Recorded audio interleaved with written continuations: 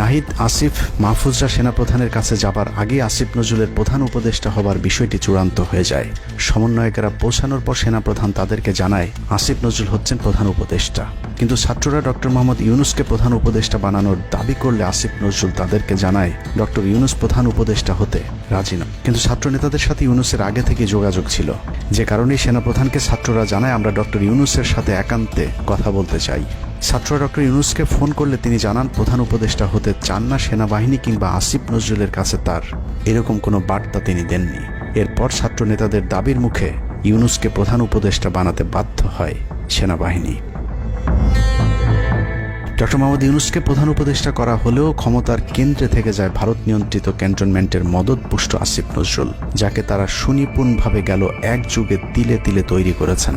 আসিফ নজরুল তার মন্ত্রণালয়ের বাইরেও সবখানে নিয়োগ থেকে বদলি বরখাস্তের একক ক্ষমতা ভোগ করতে থাকে।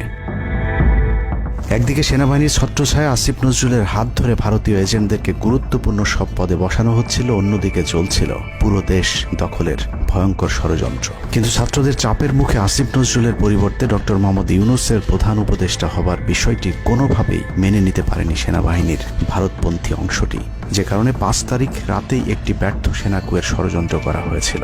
5 তারিখের পরপর ইউনূসের একের পর এক ভারতীয় আগ্রাসন বিরোধী বক্তব্যে আতঙ্কিত হয়ে ওঠে ভারতীয় বলয়, যে কারণে 8 তারিখ শপথ নেয়ার আগেই ডক্টর মোহাম্মদ ইউনূসকে হত্যা করে সেনা কুয়ের আরেকটি চেষ্টা চালায় সেনাবাহিনীর ওই অংশটি।